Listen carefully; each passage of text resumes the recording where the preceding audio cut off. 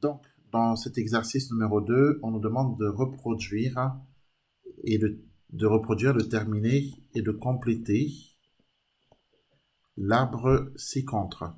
Donc, c'est ce qu'on a fait. Ensuite, on déduit le nombre de versions possibles. Alors, combien est-ce qu'il y a de versions possibles, selon vous?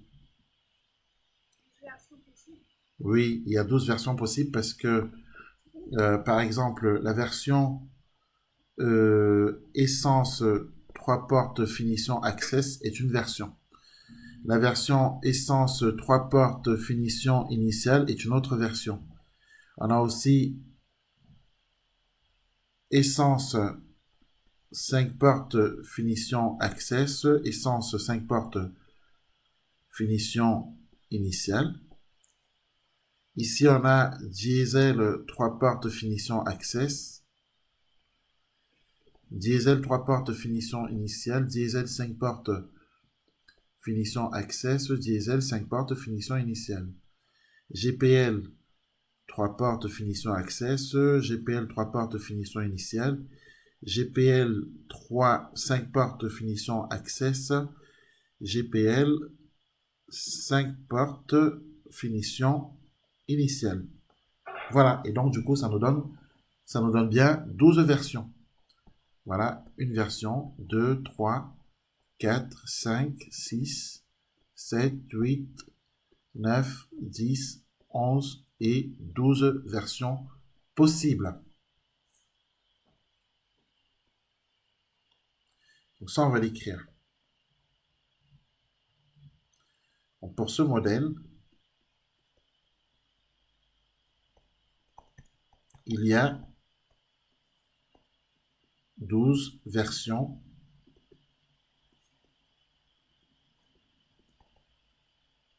possibles. Question numéro 2. Un couple qui se renseigne laisse son jeune enfant cliquer et on considère que l'enfant qui ne sait pas lire fait un choix au hasard. Quelle est la probabilité P1 que l'enfant ait choisi le modèle 5 portes essence en finition access? Alors, la probabilité P1 que l'enfant ait choisi le modèle 5 portes essence en finition access, nous sommes bien sur ce chemin. D'accord? Alors, quelle est cette probabilité selon vous? P1 est égal à quoi? Comment? Très bien. En fait, il faudrait qu'on calcule, qu'on fasse la probabilité d'un chemin. Or, la probabilité d'un chemin, c'est la probabilité, on prend toutes les probabilités qui sont sur les branches et on les multiplie. Donc, c'est de faire 1 tiers fois 1 demi fois 1 demi. Et donc, ça nous donne 1 douzième. En effet. Donc, en effet, la probabilité que l'enfant ait choisi le modèle 5 portes essence en finition access est 1 douzième. Petit b, quelle est la probabilité P2 que l'enfant ait choisi un modèle GPL en finition initiale? Alors, on va illustrer ça sur notre arbre des probabilités.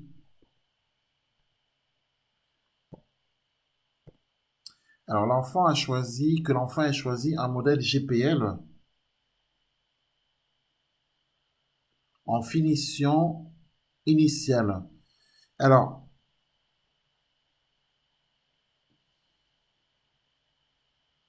on a ce chemin qui est possible. 3 portes GPL, 3 portes initiales. Mais on a aussi GPL 5 portes initiales qui est possible. Donc, on a 2 chemins possibles. Hein. Voilà. Donc, soit il emprunte le chemin orange, soit il emprunte l'autre chemin. D'accord? le violet clair. Donc, du coup, puisqu'il a le choix entre les deux chemins, puisqu'il a le choix entre les deux finitions, puisqu'il y a deux finitions possibles et qu'il a le choix, c'est le principe de l'addition qu'on va appliquer. Donc, autrement dit, on va écrire la probabilité du chemin violet, enfin magenta, je pense que c'est plutôt magenta. Donc, la probabilité du chemin magenta, qui est 1 tiers fois 1 demi fois 1 demi, ce qui nous fait 1 douzième. Et on va ajouter cette probabilité du chemin magenta à la probabilité du chemin orange, qui est elle aussi d'ailleurs de 1 tiers fois 1 demi fois 1 demi, 1 douzième. Et on va additionner ces deux probabilités.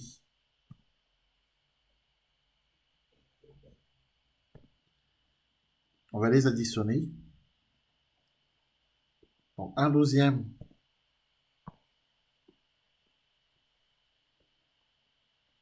plus 1 douzième. Et on obtient 2 douzièmes.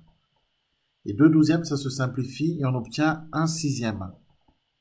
Donc, la probabilité P2 que l'enfant ait choisi un modèle GPL en finition initiale est 1 sixième. Est-ce que c'est ce que vous avez trouvé? Comment? Oui. Très bien. Dernière question de cet exercice.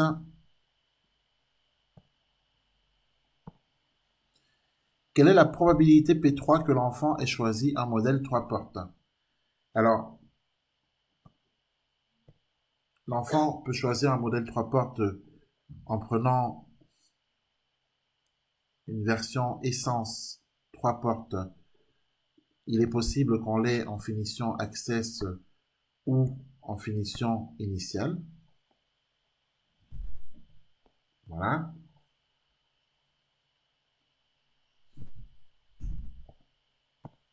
On a aussi la possibilité d'une version diesel en 3 portes en finition access. Alors, il a choisi un modèle 3 portes. Il n'y a pas de condition sur la finition. La finition peut être access ou initiale, bien entendu. Diesel 3 portes, finition initiale. Il est également possible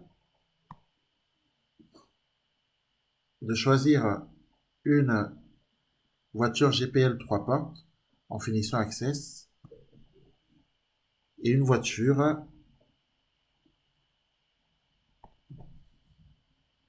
GPL 3 portes en finition initiale. Donc, il a 6 choix possibles. Il a 6 choix possibles. Et donc, comme pour chaque chemin, la probabilité est la même 1 douzième, donc c'est 6 fois 1 douzième, puisqu'ici on a le principe de l'addition. Donc c'est 1 douzième plus 1 douzième plus 1 douzième 6 fois. Donc P, la probabilité que nous recherchons, P3, c'est 1 douzième plus 1 douzième.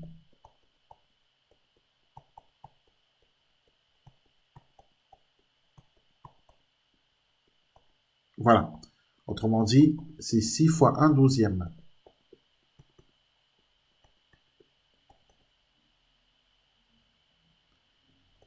Résultat, 1 demi. Est-ce que vous avez trouvé ça? Très bien. Voilà comment on pouvait traiter les questions de cet exercice. Donc, on écrit exercice 3. Voilà, donc un jeu de 32 cartes peut être représenté par les 32 cartes du tableau suivant. On tire au hasard une carte dans ce jeu. Quelle est la probabilité de chacune des éventualités? Alors, en supposant que la situation est une situation d'équiprobabilité, chaque carte a une chance sur 32, car il y a 32 cartes dans le jeu. Chaque carte a une chance sur 32 d'être tirée. Donc on peut répondre ceci. On suppose la situation, on suppose l'expérience équiprobable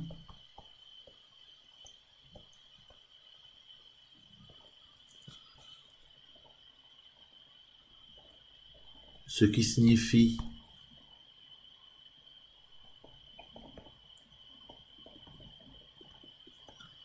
que pour un événement A donné,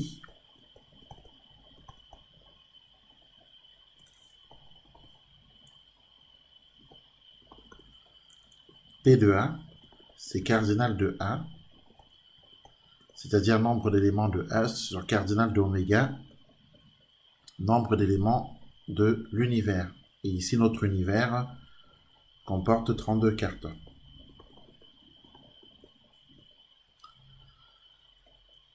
Quelle est la probabilité de chacune des éventualités? La probabilité P de chacune des éventualités est de 1 sur 32. Voilà, les cartes sont, ne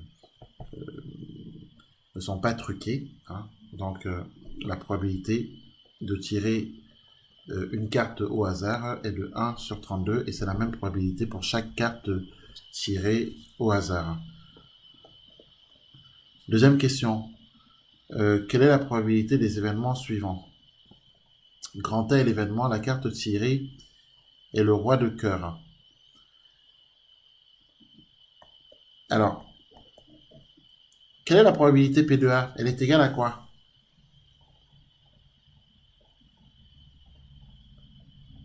Une sur 32. Comment? Une sur 32. Alors, tout à fait. La carte tirée est le roi de cœur. Donc, sachant qu'il n'y a qu'un seul roi dans le jeu, c'est 1 sur 32. Alors, plus précisément, on va écrire cardinal de A sur cardinal de oméga. Nombre d'éléments de A, 1 sur élément d'oméga, 32. Je rappelle que dans le jeu, on n'a qu'un seul roi de cœur. C'est donc le seul cas qui correspond à l'événement A.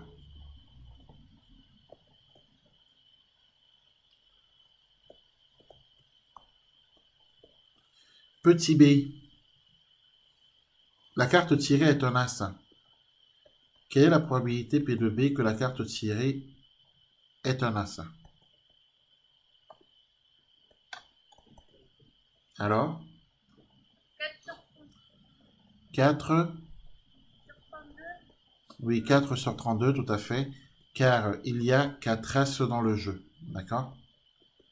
Il y a 4 as dans le jeu.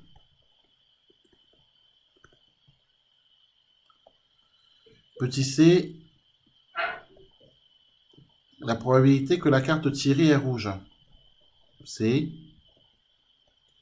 sur alors la probabilité que la carte tirée est rouge est égale à 16 sur 32 en effet. On a 16 cartes rouges dans le jeu. Donc du coup, 16 sur 32, ça nous fait un demi. Est-ce qu'on est d'accord?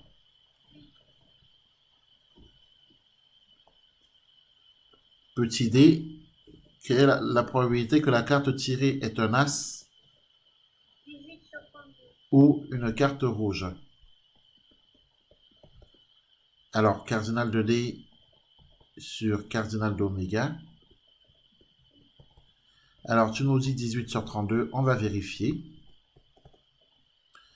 En effet, la probabilité que la carte tirée est un as ou une carte rouge, c'est P de B union C.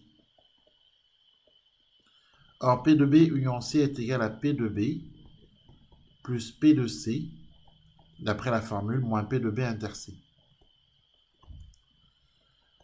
P de B, on l'a calculé, on a trouvé 4 sur 32.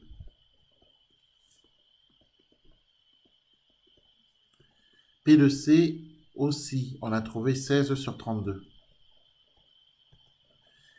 P de B inter C, alors l'événement B inter C, c'est l'événement, la carte tirée est un as rouge. Or, combien on a d'as rouges? On en a deux. Donc, la carte tirée est un as rouge. Deux cartes sur les 32 correspondent à cet événement. Donc, l'événement B inter C, la probabilité donc B inter C, c'est 2 sur 32. Et donc, du coup, on obtient que P de B union C, c'est effectivement égal à 18 sur 32. Voilà ce qu'on pouvait dire sur ces probabilités. On pourra d'ailleurs simplifier 18 sur 32.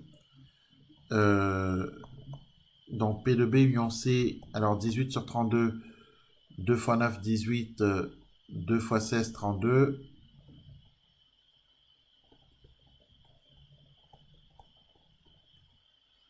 On se débarrasse des deux. Et donc P de B union C, c'est 9 16e. Est-ce que c'est ce que vous avez trouvé? Très bien.